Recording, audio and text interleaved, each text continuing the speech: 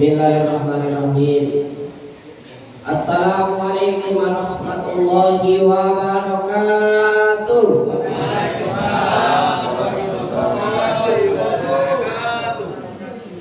Alhamdulillahilladzi an'amana bi ni'matil iman wal islam.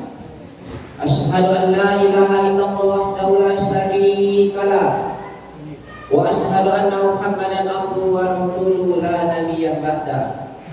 Allahumma shalli wa sallim wa barik ala nabiyyina Muhammadin wa ala alihi wa ashabihi wa man tabi'ahum bi ihsan ila yaumiddin. Yang saya muliakan Bapak Imam Masjid beserta pegawai sana, yang saya hormati Bapak-bapak, Ibu-ibu, hadirin wal hadirat, dan tak lupa pula anak-anak yang saya cintai. Bersyukur kita kepada Allah dengan mengucapkan lafaz Alhamdulillahirabbil alamin. Bersalawat kita kepada Rasulullah dengan ucapan Allahumma shalli ala sayyidina Muhammad wa ala ali sayyidina Muhammad. Baiklah bapak-bapak, ibu-ibu yang dimuliakan oleh Allah Subhanahu wa taala. Karena waktu saya lagi makan oleh anak Bilqis tadi sekitar 10 menit, jadi saya udah lama-lama berdiri di sini, cuman sampai selesai. Kalau udah selesai nanti kasih kode. Saya takut lama tegak di sini, kolat di rumah tuh lah basi. Kalau basi masih penting. Yang khawatir kalau suami dah salat tarawih dihabiskan nanti. Pas ibu-ibu nak balik dah ada lagi dikit pun. Maka kalau bisa dicepatkan waktunya. Dia dah besar diri. Di zaman Rasul Riyadil Jannah, apa kata Rasulullah? Apabila kalian melihat taman-taman surga, fadkhulu, singgahlah kalian dan makanlah kalian, minumlah kalian sepuas-puasnya. Lalu Rasulullah SAW, para sahabat bertanya, ya Rasulullah, mana taman surga di atas dunia? Taman surga di atas dunia adalah majelis ilmu, majelis zikir, majelis yang mana mereka saling membaca ayat-ayat Allah. Kita yang hadir di rumah Allah ini salah satu berada di taman-taman surga. Man salaka tariqan yaltamisu bihi ilman sahalallahu bihi tariqan ilal jannah. Barang siapa yang keluar dari rumahnya, duduk di masjid untuk menuntut ilmu, untuk salat tarawih, sahalallahu bihi tariqan ilal jannah, Allah akan mudahkan langkah kaki kita menuju ke dalam surga. Amin ya rabbal alamin. Siapa yang mengerjakan sholat isya berjamaah tadi, seolah-olah ia sholat setengah malam pahalanya. Barang siapa yang mengerjakan sholat isya kemudian dilanjutkan dengan sholat sunat tarawih, pahalanya sama dengan seolah-olah ia sholat sepanjang malam. Jadi kalau masih sehat tuh, masih kuat Pak, kalau masih usia dikasih oleh Allah, luangkanlah waktu kita untuk beribadah. Kalau lah sakit, nanti payah bisa beribadah lagi. Majtama'a qaumun, sekelompok orang dulu berkumpul, yazkurunallah, kemudian mereka berzikir kepada Allah, mengagungkan nama Allah. Ada 4 janji yang Allah berikan kepada kita yang hadir di sini. Yang pertama, wa nazalat alaihimus sakinah, turun ketenangan dalam hati. Nikmat yang paling mahal, nikmat yang paling berharga ialah ketenangan dalam hati. Ketenangan dalam hati ini tak bisa diraih dengan duit, tak bisa diraih dengan jabatan. Ketenangan semata-mata milik Allah yang Allah kirimkan ke dalam hati orang. Ala bizikrillah tatma'innul qulub. Ingatlah kata Allah, hanya dengan mengingat pula hati jadi tenang. Semakin jauh hidup kita kita dari Allah, semakin bangsat hidup kita, semakin menderita. Apapun yang kita miliki, kalau hati hidup tak kenal Allah, tak ada artinya. Wa man a'rada an dzikri, barang siapa yang berpaling dari mengingat Allah, yang jauh hidupnya dari Allah, fa inna lahu ma'isatan dhanka, maka ia akan mendapat suatu kehidupan yang sempit di atas dunia ini. Kalau banyak hartamu, tak dekat dengan Allah, sengsara juga. Contohnya Qarun. Qarun itu kalau hartanya dihitung-hitung tidak dapat kita kalahkan. Sampai mulai zaman Nabi Musa sampai sekarang tak bisa mengalahkan kekayaan Qarun. Tapi hidupnya tak selamat, hidupnya tak tenang. Kenapa? Karena jauh dari Allah. Kalau memang jabatannya bisa bikin orang bahagia, Fir'aun jabatannya tinggi, rakyatnya banyak, bala tentaranya banyak, tapi hidupnya tak selamat, hidupnya sengsara.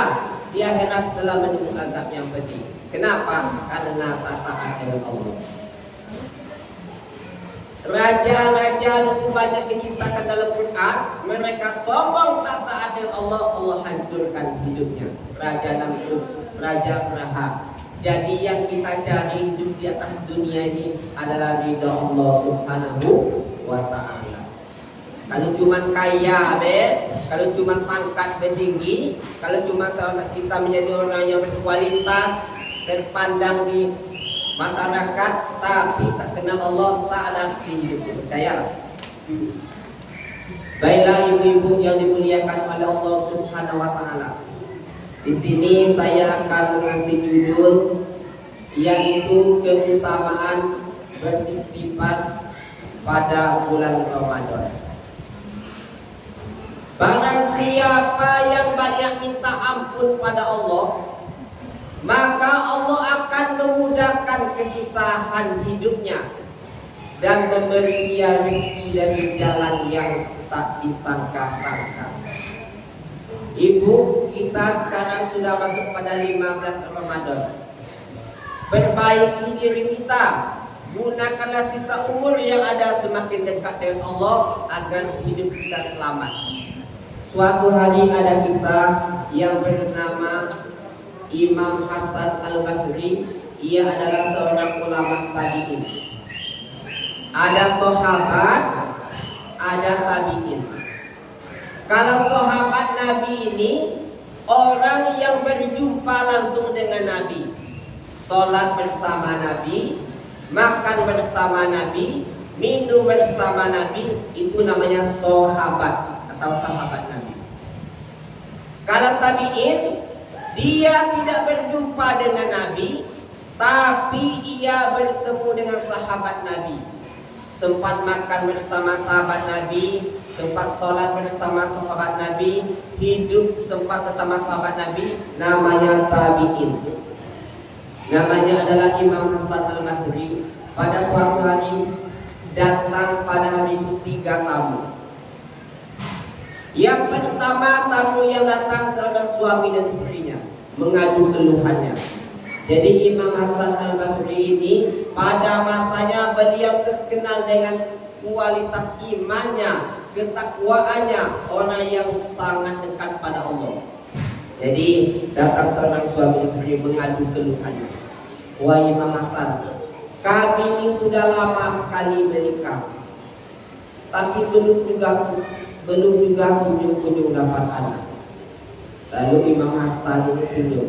Apa kata suami istri? Mohon doakan kami, semoga kami dapat secepat mungkin dikarunia anak oleh Allah. Lalu Imam Hasan cuma senyum. Wahai ibu, Pak, kalau mendoakan masalah mudah. Sekarang yang ibu harus lakukan, perbaiki diri dan minta ampun pada Allah. Dan lama kemudian datang lagi tamu yang kedua. Tamu yang kedua ini adalah seorang yang punya penyakit yang bertahun-tahun tak kunjung sembuh.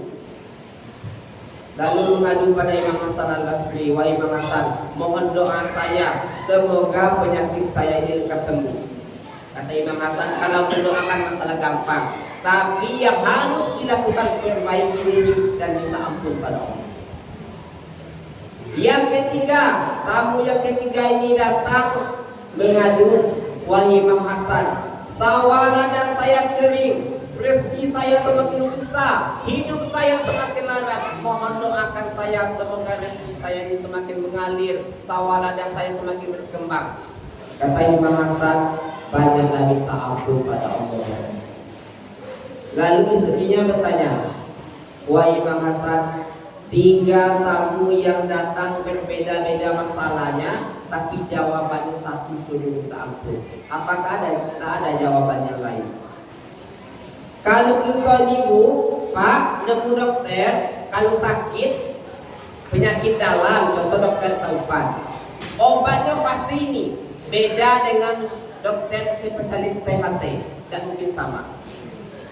Kalau kita punya penyakit sakit kepala, obatnya ini, sakit perut, obatnya ini, beda-beda obatnya. Kalau salah makan, tambah kamu penyakit nanti. Tapi Imam Hasan dia mengobati keluhan orang yang susah dengan banyak minta ampun pada Allah. Jadi yang bikin hidup kita susah, yang bikin hidup kita melarat, itu bukan orang lain, tapi dosa-dosa yang pernah kita lakukan di waktu muda ini atau di masa lalu. Tapi kalau kita kembali minta ampun, mendekat diri pada Allah, pasti Allah akan merubah hidup kita. Percayalah Bu, Pak, cobalah kita tingkatkan kualitas ibadah kita, cobalah kita tingkatkan kualitas iman kita. Tunggu 1 bulan, pasti ada perubahan dalam hidup kita. Pasti itu. Kadang-kadang kita bicarakan, ngapo lah hidup saya bertahun-tahun dah juga usaha saya naik, penyakit saya dah juga sembuh. Yang kita cari cuma solusinya, tapi tak minta ampun, jangan harap solusi itu ketemu. Yang harus kita perbaiki adalah diri kita untuk mendekatkan diri pada Allah Subhanahu wa Ta'ala. Karena Allah berfirman dalam Al-Quran, wal asri, sesungguhnya manusia ini rugi, tak ada yang beruntung. Siapa saja rugi, Pak Bupati, Presiden, Gubernur, saya, orang kaya, orang miskin, rugi, tak ada yang untung. Siapa yang beruntung hidup di atas dunia? Illalladzina amanu, kecuali mereka yang beriman dan beramal soleh, yang semakin hari imannya semakin meningkat, yang semakin hari amal solehnya semakin meningkat, itulah orang yang beruntung. Siapa lagi orang yang beruntung? Wa tawassaw bil haq wa tawassaw bis sabr. Orang yang menyuruh orang berbuat baik dan melarang orang berbuat munkar, dan menyuruh orang selalu sabar dalam hidup ini. Puasa melatih kita menjadi orang yang dekat dengan Allah. Puasa melatih kita menjadi orang yang sabar. Puasa ini melatih kita menjadi orang yang bertakwa. Jangan sia-siakan Ramadan ini Bu, karena banyak pada tahun dulu ada kawan tetangga yang sholat di samping kita, tapi ketika Ramadan ini tidak ketemu lagi. Betul kan? Sudah dipanggil oleh Allah. Yang namanya hidup manusia ini tak tahu ajalnya. Aina ma takunu yudrikumul maut walau kuntum burujim musayyada. Dimanapun kalian berada, dimanapun kamu berada, kematian ajal akan selalu datang menjemputmu, walaupun kamu lagi di medan yang sangat kokoh. Kalau masalah kematian tak usah kita takutkan, karena pasti. Yang kita takutkan tak ada bekal yang kita bawa menghadap Allah. Mumpung di Ramadan ini, tingkatkanlah amal kebaikan. Semoga kita menjadi orang yang beruntung dunia dan akhirat. Baiklah bapak-bapak, ibu-ibu yang dimuliakan oleh Allah Subhanahu wa Ta'ala, mungkin ini saja tausiah singkat yang dapat saya sampaikan. Semoga kita menjadi orang yang selalu dekat dengan Allah. Akhir kalam saya tutup dengan wabillahi taufiq wal hidayah. Wassalamualaikum warahmatullahi wabarakatuh.